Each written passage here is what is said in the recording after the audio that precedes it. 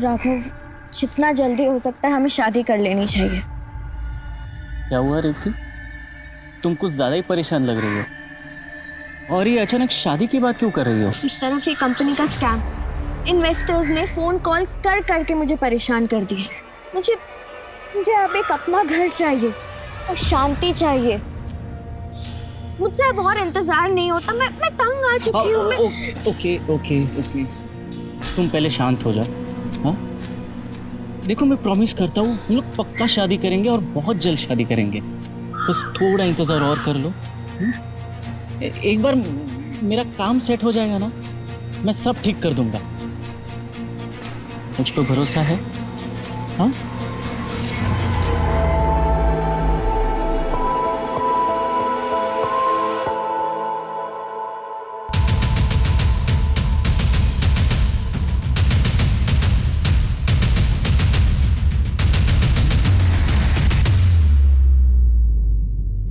जी मैं ही रेवती।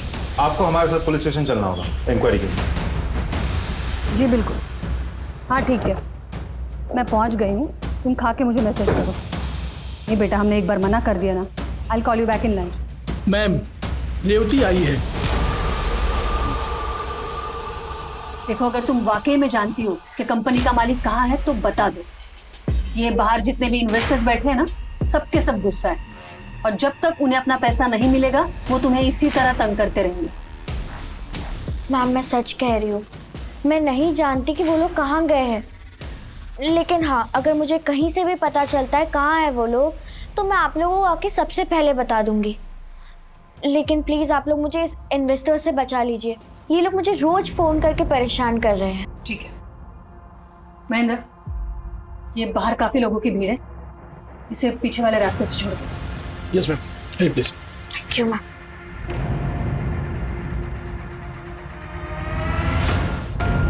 हो गए टिफिन रेडी? क्या कर रहा है? हाथ चला ना फटाफट। राघव, उधर क्या कर रहा है? आ जल्दी। आया आया मैडम।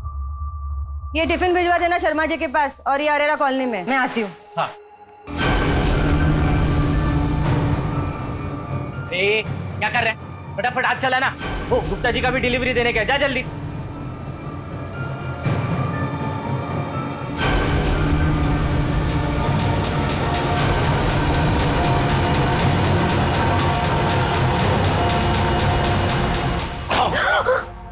राघव, तो मुझे डरा ही दिया। अच्छा, आओ तुम्हारा डर भगा दूं? तुम भगाओगे? तुम भगाओगे? डर। मैं डरपोक? हाँ, रुक जा, तुमको अभी दिखाता हूं। रेवती, निकल यहाँ से कमीने, निकल जा यहाँ से। मुझ पे इतना भरोसा किया मैंने। ऐसी कोई गलती नहीं है हमारी। मैडम, मैं रेवती से बहुत प्यार करता हूँ, बहुत कुछ। प्यार करता है इससे? एक बात कान खोल के सुन ले, मेरी बेटी के बारे में सोचना भी मत। दोबारा अगर याद दिखा ना तो मुझसे बुरा कोई नहीं होगा। जान ले लूंगी मैं तुम्हारी। निकल जा यहाँ से, निकल जा, निकल यहाँ से। चुप रहे। एक नौकर के साथ इश्क लगाती है जो तो मैं छोड़ूंगी नहीं। चल अंदर, अंदर चल, तुझे देखती हूँ। मैं तुझे जिंदा नहीं छोड़ूंगी। से प्यार करती हूँ। दीदी क्या? दीदी छोड़। बस दीदी, बस। तुम मर जाएगी ये। मैं छोड़ूंगी नहीं इसे। तुम बस दीदी, बस। मैं सब जानता हूँ। थोड़े से ना ठंडे दिमाग से सोचो। अरे राघव अच्छा लड़का है, मेहनती है, रेवती को खुश रखेगा, और रेवती की खुशी भी तो इसी में है ना।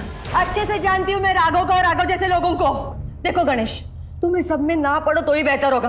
मेरा फैसला हो चुका है। मैं राघव से प्यार करती हूँ, और अगर आप ये एक्सेप्ट नहीं कर सकती तो नहीं रहना मुझे इस घर में। मैं घर छोड़ के जा रही हूँ। मैं तुम्हें घर से बाहर निकाल। दीदी, जाना चाहती है ना? जहन्नुम में चली जा। निकल यहाँ से। दीदी क्या कर रहे हो? अरे कहाँ जाएगी वो? कहीं भी जाने दे, लेकिन अब इस घर में उसके लिए कोई जगह नहीं है। दीदी आप तो ठीक है दीदी, मैं रेवती को थोड़े दिन के लिए अपने घर ले जाता हूँ। आप ना अपना एक गुस्सा थोड़ा सा कम कर लो और अच्छे दिमाग से सोचो। हम इस बारे में बाद में बात करते। ना बाद में ना अभी। अब इस बारे में कभी बात नहीं होगी। और एक बात तुम भी कान खोल के सुन लो गणेश, अगर तुमने रेवती की मदद करने की कोशिश की या उसे अपने घर ले गए तो तुम्हारा और मेरा रिश्ता खत्म। मुझे कोई जरूरत नहीं तुम दोनों की। तुम दोनों दफा हो जाओ। जाओ यहाँ से गणेश, चले जाओ यहाँ से।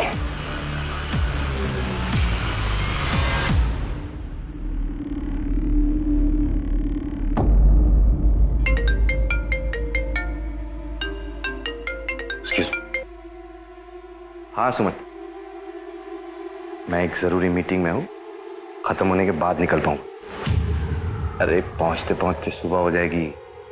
हाँ, तुम मेरा इंतजार मत करो, खाना खा लो और सो जाओ, ठीक है? बाय। वाह, कितनी सफाई से अपनी बीवी से झूठ बोल लेते। सच कहूँ सावित्री, तुम्हें अपनी पत्नी बनाना पाने का मलहल मुझे जिंदगी भर रहेगा। विवेक, औरत की जिंदगी में दो रिश्ते बहुत मायने रखते हैं। एक उसके पति का, जो मैं तुम्हें ना पा सकी, और एक उसके बच्चे का, जो मेरा घर छोड़ के चली गई। मैंने तय कर लिया है विवेक कि मैं अपनी सारी प्रॉपर्टी तुम्हारे नाम कर दूंगी।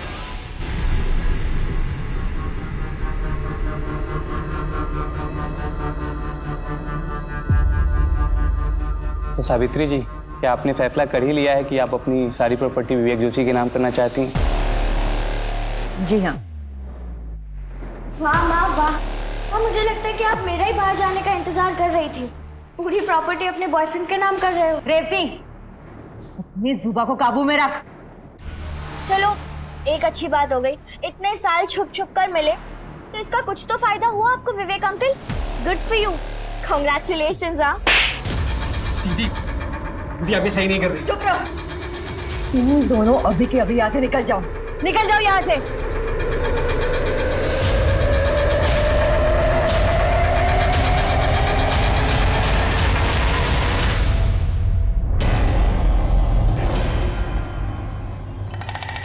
एक इडली और बहुत है मेरी प्लेट। चाय बनाऊं, कॉफी? अदरक वाली बताओ। हाँ हाँ बेटा, तू कुछ खा ले, फोन छोड़ दे। देख, बहाने मत बना। मुझे मिला है, मुझे तो बहुत ज़रूरी काम है। मामा, मैं जॉब इंटरव्यू देने जा रही हूँ। अरे वाह बेटा, all the best. Thank you. Mummy, पापा, मैं कॉलेज जा रही हूँ। अरे रेवती सुन। अरे बेटा विद्या, तू जा रही है ना बाहर, तो रेवती को ऑटो स्टैंड तक छोड़ जाना। अरे पापा। अरे अरे क्या तू जा ही रही है ना, छोड़ दे उसे। रेवती इसके साथ जा। मुझे पसंद नहीं थे सब बाहर जाना, तो तू मना नहीं कर सकती थी। मैं क्या कहूँ, तो मामा जी ने कहा।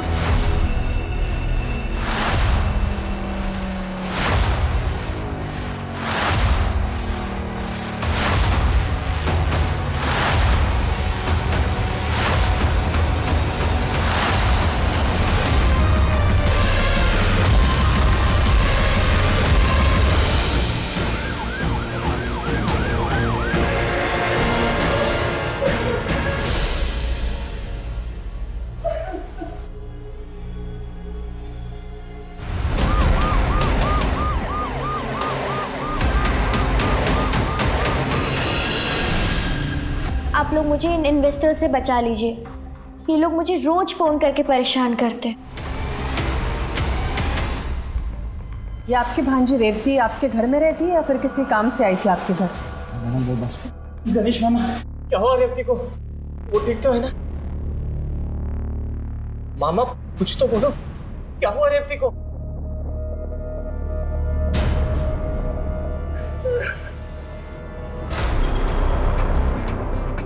महेंद्र, आसपास अच्छे से चेक करो, देखो कहीं कोई सीसीटीवी लगा हो तो फुटेज निकालो। अब तक मैं लोगों से बात करता हूँ। सर, तुमने अटैकर्स को देखा था?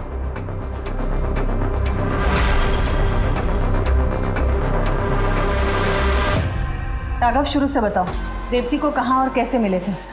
मैडम, रेवती की माँ यानी सावित्री मैडम, उनके सावित्री टिफिन सेंटर में मैं काम करता था। पता नहीं कब कैसे मैं और रेवती हम दोनों एक दूसरे को पसंद करने लगे थे। और फिर एक दिन रेवती की माँ यानी सावित्री मैडम ने हम दोनों को साथ में पकड़ लिया और मुझे घर से बाहर निकाल दिया। रेवती भी मेरे पीछे घर से निकल गई और मामा के घर रहने लगी। और उसके बाद मैं सीधा रेवती को लेकर घर आ गया। तो क्या आपने रेवती की माँ को बताया था हादसे के बारे में? जी मैडम, मैंने कॉल किया था पर वो आई नहीं। उन्होंने बोला कि अब उनका किसी से भी कोई भी रिश्ता नहीं। मेरी बेटी और रेवती कैसे? I am sorry madam, surgeries के बाद हम रेवती को तो बचा पाए, लेकिन विद्या की श्वास नली जलने के कारण उसने दम तोड़ दिया। I am really sorry. Vidya और रेवती पर दिन दहाड़े उनके ही घर के बाहर एसिड अटैक हुआ जिसमें विद्या ने हॉस्पिटल में दम तोड़ दिया और रेवती अब भी अपनी जिंदगी से लड़ रही है। अब सवाल यह था कि क्या यह हमला उन दोनों के लिए था या फिर उनमें से किसी एक के लिए था और दूसरी सिर्फ इसलिए शिकार बन गई क्योंकि वो साथ में थी। पर ऐसा किसने और क्यों किया?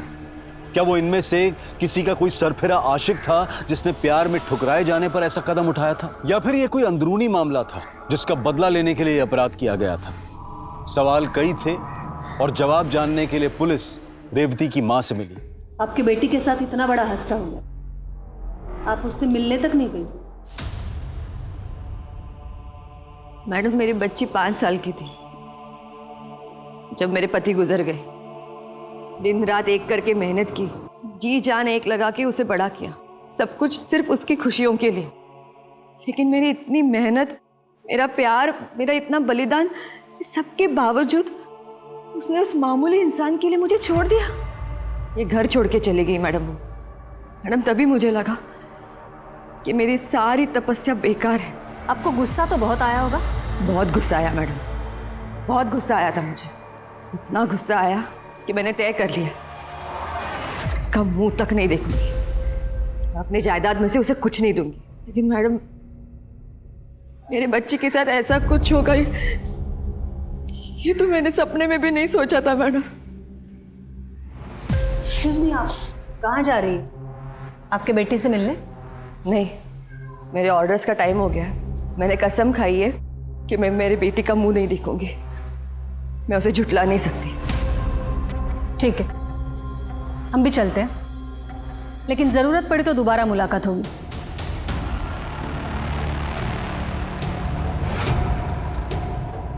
मैम, एक माँ इतनी कठोर कैसे बन सकती है? उन्हें को तो कुछ भी हो सकता है। ये पुलिस की नौकरी में इतने मोड़ देखे हैं श्रीवास्तव, ये विश्वास नहीं होता है कि जो हम देख रहे हैं वो सच भी हो सकता है। एनीवे, इस पर नजर रखो। और हाँ, वो महेंद्र से बोलो कि बाइक की डिटेल्स मुझे जल्दी से जल्दी चाहिए। खैर, ये रेवती के माँ से तो बात हो गई है, विद्या के माँ से मिलते हैं। हाँ।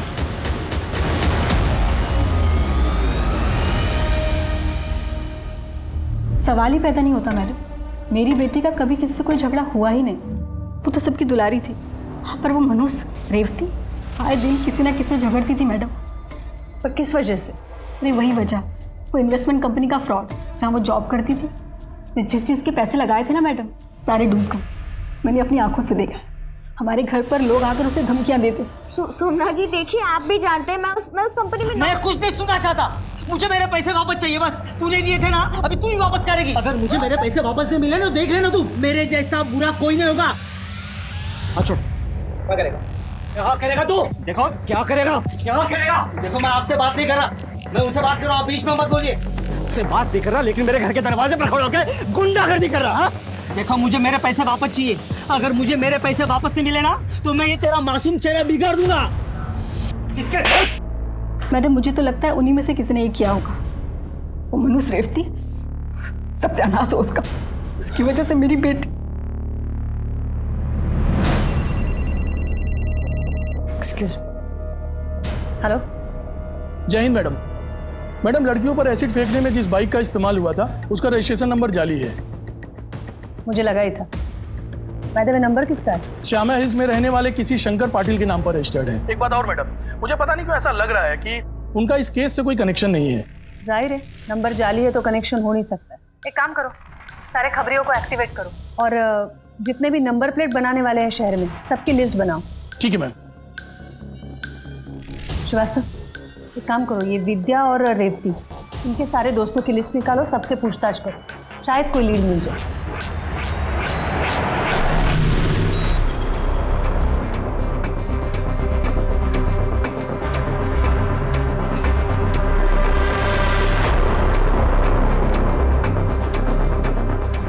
अपना तुम विद्या की बेस्ट फ्रेंड हो, देखो मैं तुम्हारा दर्द समझ सकता हूँ, लेकिन विद्या पे जिसने भी एसिड अटैक किया है उसे या उन्हें पकड़ने के लिए हमें कुछ जानना बहुत ज़रूरी है। सर, वो अटैक के कुछ दिनों पहले। कॉलेज के बाद क्या प्रोग्राम है तेरा? मेरा कुछ खास नहीं, तू बता अपना।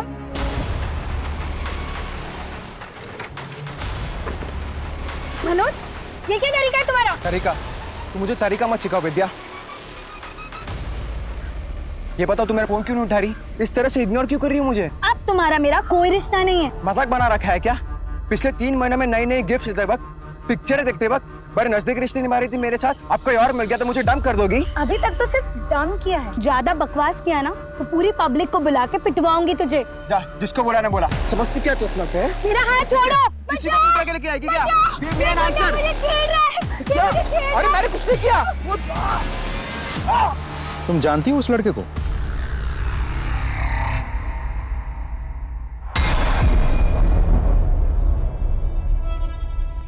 माता जी, आपके इस नालायक बेटे को कुछ समझाइए। मनोज, तू आइंदा ऐसा कुछ भी किया ना तो मैं खुद तुझे जेल में डाल के ना हाथ पैर तोड़ दूंगा, मार मार के। वकील साहब के पेपर्स देखे ना आपने? सब ठीक है ना? तो ज्ञान देना बंद कीजिए आप। माता जी देख लिया, इसी की जिम्मेदारी ले रहे थे ना आप। आपको जो करना था आपने कर लिया, अब आप मुझे बांध कर नहीं रख सकते यार। मैं बाहर जा रहा हूँ, हमें को क्या करना है क्या नहीं करना मुझे अच्छा अच्छा पता है।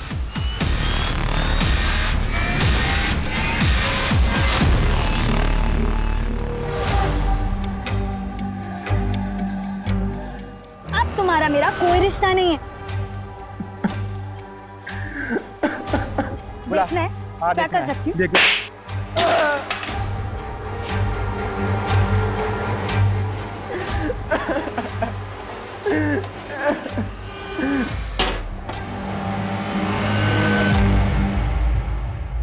वो नंबर प्लेट तुमने बनाई थी? जी मैडम। बनवाई किसने थी? 2 जवान लड़के आए थे बनाने के लिए उसको, लेकिन उनका नाम नहीं जानता। देखोगे तो पहचान जाओगे?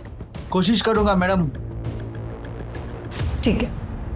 रेवती को धमकी देने वाला ऑटो ड्राइवर और विद्या के साथ झगड़ा करने वाला मनोज पोटे दोनों गायब थे। और तभी विद्या के कॉल रिकॉर्ड से और उसके मोबाइल फोन में मिले वीडियो से एक चेहरा सामने आया।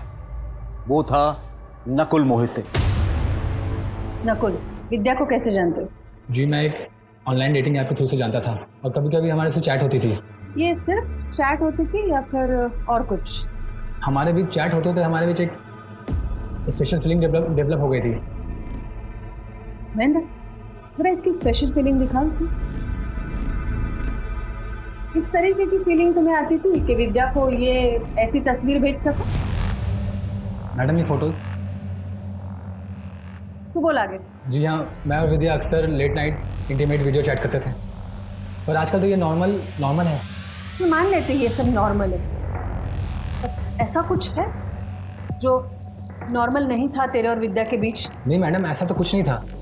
इनफैक्ट मैं तो खुद शॉक्ड हूँ कि विद्या और उसकी बहन के साथ ऐसा कैसे हो गया। ठीक नकुल, विद्या और उसकी बहन के साथ क्या हुआ, कैसे हुआ, वो सब हम देखें। तुझे अगर कुछ पता है तो अभी बोल, ना यहाँ ऐसे शॉक पड़ेंगे कुछ बोल नहीं पाएगा। मैडम ट्रस्ट मी, मैंने कुछ नहीं किया। इस अटैक के बारे में मुझे कुछ नहीं बताया। विद्या की बहन को तो मैं जानता तक नहीं।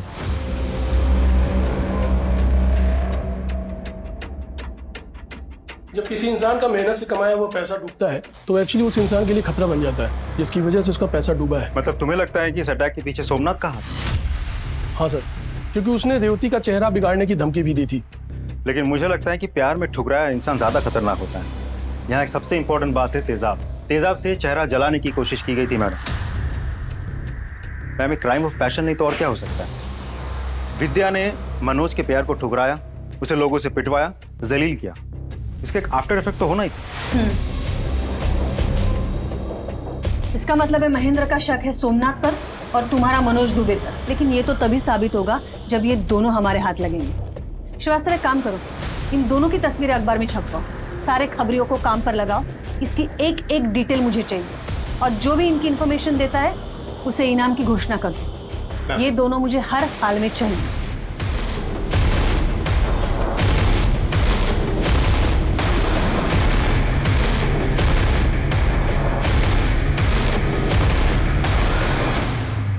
रेवती, मैं समझ सकती हूँ तुम्हें बहुत तकलीफ हो रही है। You know, these are formalities. तुम जो कुछ भी कहना चाहती हो तुम लिख के दे सकती हो।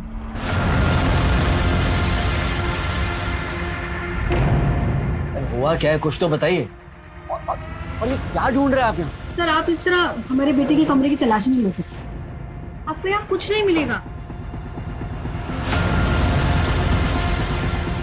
कुछ हुआ है तो प्लीज बताइए आप। सर ये देखो, कुछ पैसे और पेन ड्राइव। आपने तो कहा था हमें कुछ नहीं मिलेगा, हमें तो बहुत कुछ मिल गया। अब बताएंगे ये पैसे आपके पास कहाँ से आए? आपने ये पैसे विद्या को दिए थे?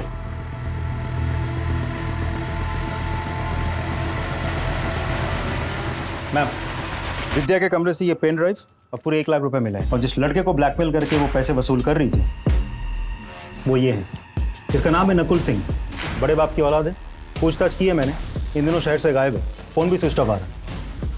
हम तो सोमनाथ और मनोज पे अटके हुए थे। अभी रेवती के स्टेटमेंट के बाद तो केस ने अलग ही एंगल ले लिया। यस मैम, एंगल नया भी है और शॉकिंग भी। मतलब विद्या नकुल को ब्लैकमेल कर रही थी। क्या इसका मतलब ये हुआ कि ये अटैक नकुल ने करवाया? उसके पास स्ट्रॉन्ग मोटिव तो है और ये उसका इस तरह से गायब हो जाना उसे शक के दायरे में भी लाता है। श्रीवास्तव एक काम करो, ये नकुल के सारे रिश्तेदार, घर वाले और दोस्त सबके रिकॉर्ड्स मंगवाओ। कि नकुल मुझे जल्दी से जल्दी चाहिए। हेलो, हाँ, that's great, thank you. Ma'am, Manoj पकड़ा गया। उज्जैन में एक होटल में छुपा बैठा था, वहाँ के लोकल पुलिस ने गिरफ्तार कर लिया, लेकर आ रहे हैं इसे। गुड। हाँ तो मिस्टर आशिक उर्फ मनोज दुबे, लड़की ने मिली तो एसिड फेंक दिया? नहीं सर, मैंने एसिड नहीं फेंका। अगर एसिड तूने नहीं फेंका तो उस दिन थाने में मुझे ये बोल के क्यों गया था?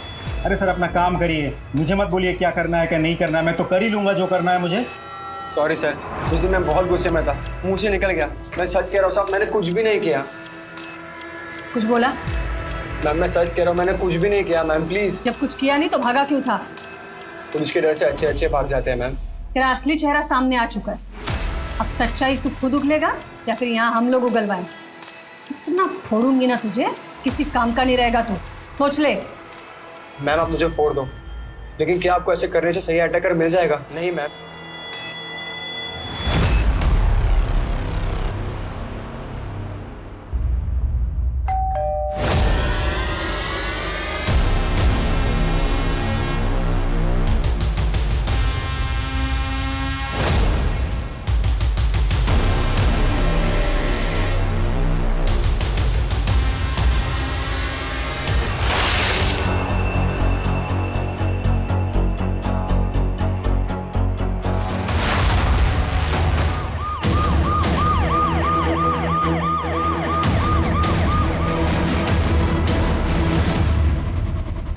श्रीवास्तव बहुत ही बेरहमी से मारा गया है इसे। शायद 1-2 वार में मर गया होगा, लेकिन फिर भी कम से कम 20-25 वार किए गए हैं। ये बॉडी का पंचनामा करके पोस्टमार्टम के लिए भेजो और आजू बाजू वालों से पूछताछ करो, देखो कुछ मिलता है क्या। गणेश का कत्ल रेवती और विद्या पर हुए एसिड अटैक से जुड़ा हुआ था?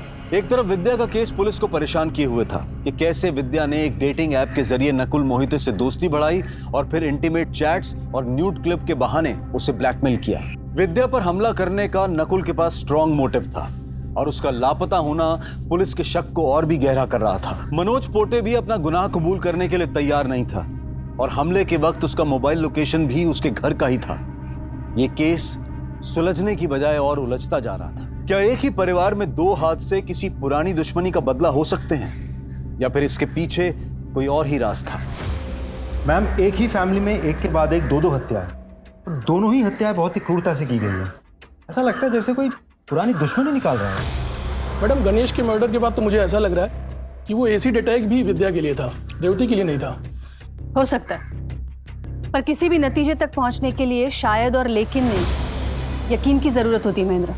और इस केस के नतीजे तक पहुंचने के लिए गणेश के लाइफ के सारे पन्ने पलटने पड़ेंगे। ऐसा क्या रीजन हो सकता है जिसकी वजह से एक नॉर्मल से सिविल कॉन्ट्रैक्टर का कोई कत्ल कर दे, या फिर विद्या से जुड़ा ऐसा कौन सा रीजन हो सकता है जिससे कोई गणेश का कत्ल करे? इन दोनों पहलुओं पर हमें गौर करना पड़ेगा। एक काम करो श्रीवास्तव, ये गणेश के कॉल रिकॉर्ड्स निकालो, शायद कुछ मिल जाए।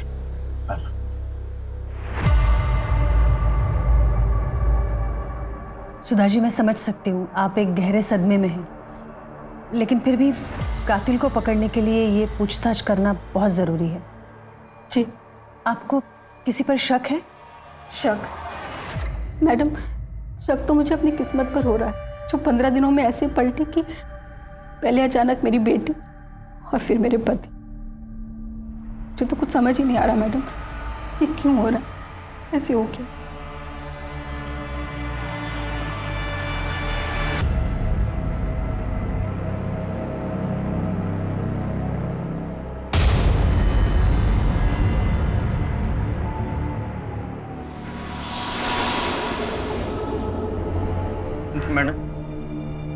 मैं जानता हूँ कि आप हम दोनों को यहाँ देखकर खुश नहीं हैं, लेकिन रेवती के लिए ये बहुत ही मुश्किल समय है। आप प्लीज़ इसे अपने साथ रख लीजिए। माँ का दिल बहुत बड़ा होता है, अपने बच्चों की गलतियों को माफ़ कर देती। अब भी प्लीज़ अपने रेवती को माफ़ कर दीजिए। बदले में मैं आपको यकीन दिलाता हूँ कि मैं ये शहर छोड़कर चला जाऊँगा।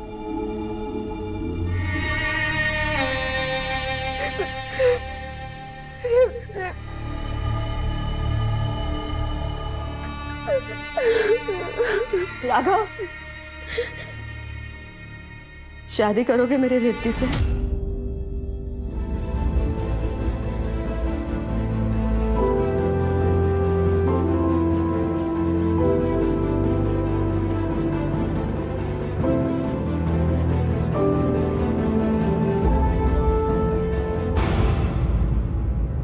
मैम, गणेश के कॉल डिटेल्स के हिसाब से वो किसी दीपिका नाम की लड़की से कांस्टेंट टच में था और मैसेजेस देख के लगता है दोनों में अफेयर चल रहा था। ठीक है, इसे बुला लो।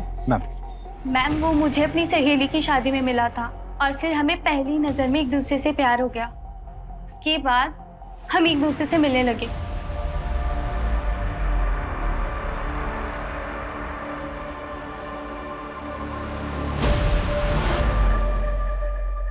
हमारे बीच सब अच्छा चल रहा था, लेकिन अचानक गणेश मुझे इग्नोर करने लगा। ना मुझसे मिलता, ना मेरा फोन उठाता। तो इसलिए तुमने गणेश को मार दिया? नहीं मैम, मैं उसे क्यों मारूंगी। ठीक है, तुम जा सकती हो।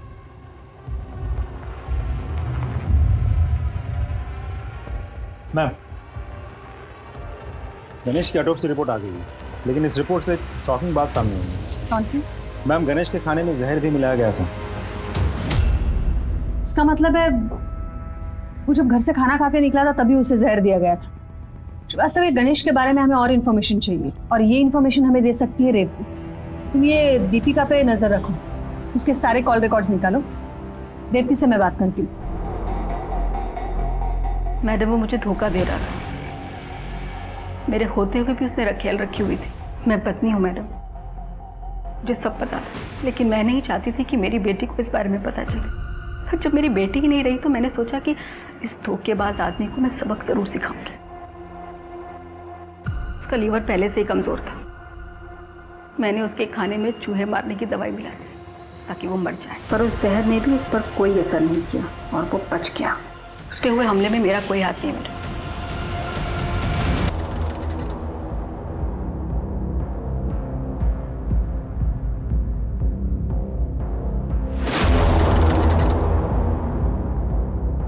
भाई एक चाय देना।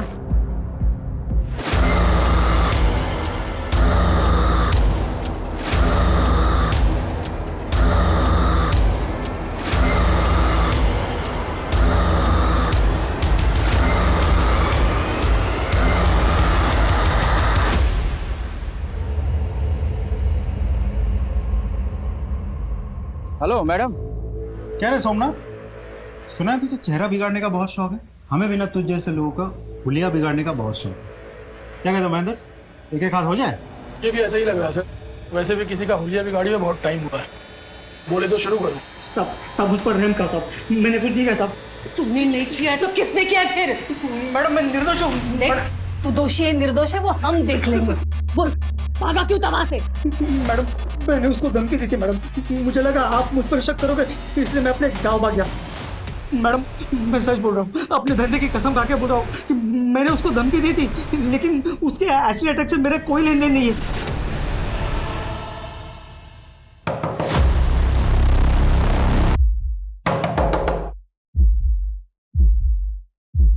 सोमनाथ जी आप? तुम्हें क्या लगा? हाँ, तू अपनी माँ का घर छोड़कर यहाँ छुप जाओगी तो मैं तुझे ढूंढ नहीं पाऊंगा। देखिए ऐसी बात नहीं है, मैं तो यहाँ पर। मुझे कुछ नहीं सुना, मैंने तुम्हारे कहने पर पैसे लगाए, मुझे मेरे पैसे वापस चाहिए। सोमनाथ जी देखिए, आप भी जानते हैं मैं उस कंपनी में। मैं कुछ नहीं सुनना चाहता, मुझे मेरे पैसे वापस चाहिए बस। तूने दिए थे ना, अभी तू ही वापस करेगी। अगर मुझे मेरे पैसे वापस नहीं मिले ना तो देख लेना, तू मेरे जैसा बुरा कोई नहीं होगा। अच्छा क्या करेगा? क्या करेगा तू? देखो क्या करेगा, क्या करेगा? देखो मैं आपसे बात नहीं कर रहा, मैं उनसे बात कर रहा हूँ, बीच में मत बोलिए। मुझसे बात नहीं कर रहा, लेकिन मेरे घर के दरवाजे पर खड़े होकर गुंडागर्दी कर रहा है। देखो मुझे मेरे पैसे वापस चाहिए, अगर मुझे मेरे पैसे वापस नहीं मिले ना तो मैं ये तेरा मासूम चेहरा बिगाड़ दूंगा। मैडम आप ही सोचो ना, अगर मैं ऐसे करूंगा तो मेरा पैसा कैसे वापस मिलेगा? मैडम ये मैंने नहीं किया मैडम, किसी और ने किया मैडम। श्रीवास्तव, जब तक बोलता नहीं है ना, कूटो इसको। जी जी जरूर। Yes sir. Jain sir. Yup. बोलो। मैम, दीपिका के कॉल रिकॉर्ड्स आ गए हैं। दीपिका किसी नासिर अंसारी से काफ़ी टच में है। ये नासिर अंसारी दीपिका का क्लोज फ्रेंड लगता है। इन दिनों दोनों में घंटों बातचीत होती है, लेट नाइट तक। और कुछ? यस मैम, गणेश भी नासिर अंसारी से रेगुलर टच में था। उसने अंसारी के अकाउंट में पैसे भी ट्रांसफर किए थे। इंटरेस्टिंग। ये अंसारी को तुम पकड़ो, दीपिका से मैं बात करती हूँ। मैम, नासिर और गणेश एक दूसरे को जानते थे? तो क्या तुम्हें ये बात पता नहीं थी? नहीं मैम, मैं नहीं जानती थी। ये अंसारी को तुम कैसे जानती हो? बोलो। अफेयर चल रहा था। फिर तो वो गणेश के साथ है। हाँ, वो गणेश के इग्नोरेंस के बाद मेरी मुलाकात नासिर से हुई। उसकी बातें जैसे मेरे दिल को एक सुकून देने लगी और हमारी मुलाकात प्यार में बदल गई। गणेश जानता था ये सब?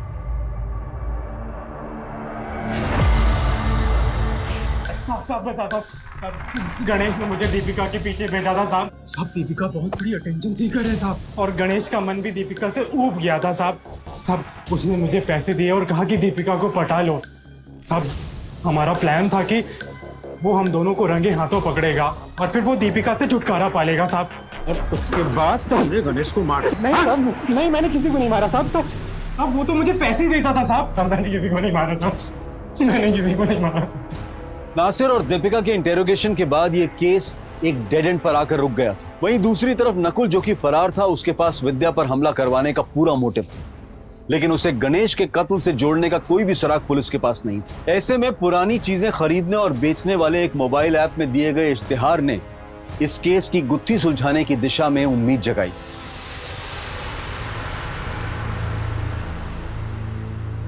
मैम, साइबर सेल से खबर मिली है कि किसी ने शंकर पाटिल की सेम बाइक नंबर का ऐड दिया है एक ऐप में जो एसिड अटैक में इस्तेमाल हुई थी। कॉन्टैक्ट डिटेल्स है? Yes ma'am.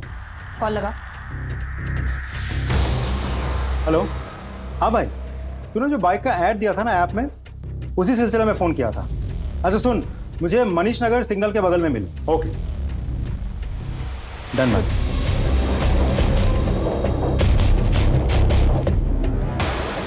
रंजीत तू ही है ना? चल। सही है गुरु, भोपाल की पुलिस ढूंढ रही मुझे कोने कोने में। तूने फंसाया मुझे। देख क्या हाल करता हूं तेरा। एसिड नहीं है वो, पानी है। यही राघव का असली चेहरा है। यही है वो जिसने तुम्हारा चेहरा खराब किया है। वैसे तो हम पुलिस वालों को ड्रामेबाजी बिल्कुल पसंद नहीं है, पर तुम्हारी आंखें खोलने के लिए ये सब करना पड़ा। सिंह, इसे ले जाओ। तो मिस्टर राघव, आपकी असलियत तो खुल चुकी है। अब आगे की कहानी तू खुद बोलेगा या मैं हवालात में बुलवाऊं तुझसे? पता था सावित्री मैडम की प्रॉपर्टी, घर, गाड़ी, चलता हुआ बिजनेस देखकर मेरी आंखें चौंधिया गई थी। उसे पाने के लिए मैंने रेवती को प्यार के जाल में फंसाया। लेकिन सावित्री मैडम ने मेरे को रिजेक्ट कर दिया, मेरी बेइज्जती की, मेरी औकात दिखाई। मैं गुस्से से तिलमिला गया था, लेकिन नहीं, मैंने गुस्से में जोश नहीं हुआ, होश से काम लिया और एक सॉलिड प्लान बनाया। कैसा प्लान? रेवती के चेहरे पे एसिड फेंकने का प्लान। उससे फिर कोई शादी नहीं करता। मेरा प्लान सक्सेसफुल हो ही गया था, लेकिन गणेश ने बाइक देख ली। उसने मुझे फोन करके धमकाया, इसलिए मैंने उसे मिलने के लिए बुलाया था।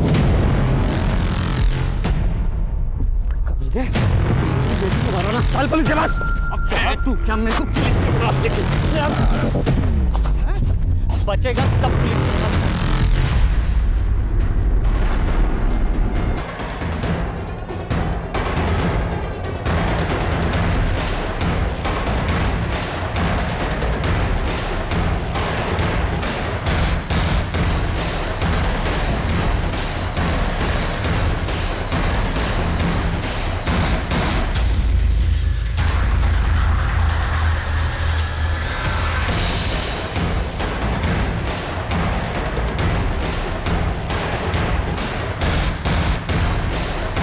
तूने सिर्फ गणेश का ही नहीं, रेवती के प्यार और विश्वास का भी खून किया है। एक औरत हूं इसलिए जानती हूं, औरत का विश्वास टूटता है तो कैसे फील होता है। तूने इसके चेहरे के साथ साथ इसके विश्वास को भी तार तार कर दिया है। तुझे कम से कम फांसी की सजा तो जरूर दिलवाऊंगी। लालच एक ऐसे जुर्म की दस्तक है जो इंसान के सोचने समझने की शक्ति को छीनकर उसे हैवान बना देती है। प्यार अगर लालच और स्वार्थ की भावना से किया जाए तो वो अपने साथ एक जुर्म की दस्तक लेकर आता है। जैसे इस केस में राघव के लालच ने 3 मासूम जिंदगियों को बर्बाद कर दिया और उसके आसपास के लोगों को इस सोचने पर मजबूर कर दिया कि काश वो वक्त रहते राघव के लालच को पहचान लेते। अगर वो उस दस्तक को सुन लेते तो विद्या उस एसिड अटैक में अपनी जान न गंवाती, रेवती उस एसिड अटैक का शिकार ना होती और शायद गणेश भी आज जिंदा होता। विद्या ने अपने शौक और लालच के कारण मोबाइल फोन जैसे साधन से, जो कि हमारी सहूलियत के लिए बना है और हमारे लिए ज्ञान के दरवाजे भी खोलता है, उससे विद्या ने अपने लिए जुर्म का दरवाजा खोला। उसने डेटिंग ऐप के जरिए नकुल को फंसाकर उसे ब्लैकमेल किया। हालांकि बाद में नकुल ने सरेंडर करके पुलिस को बताया कि वो डर और बदनामी की वजह से गायब हो गया था। जुर्म का रास्ता हमें सिर्फ और सिर्फ तबाही की तरफ लेकर जाता है। हमें सतर्क रहना है और उससे बचना है। अब मैं अनूप सोनी आपसे विदा लेता हूं। फिर मुलाकात होगी क्राइम पेट्रोल सतर्क में एक और नए केस के साथ। तब तक अपना और अपने परिवार का ख्याल रखें, सतर्क रहें, सुरक्षित रहें और देखते रहें क्राइम पेट्रोल सतर्क। जय हिंद।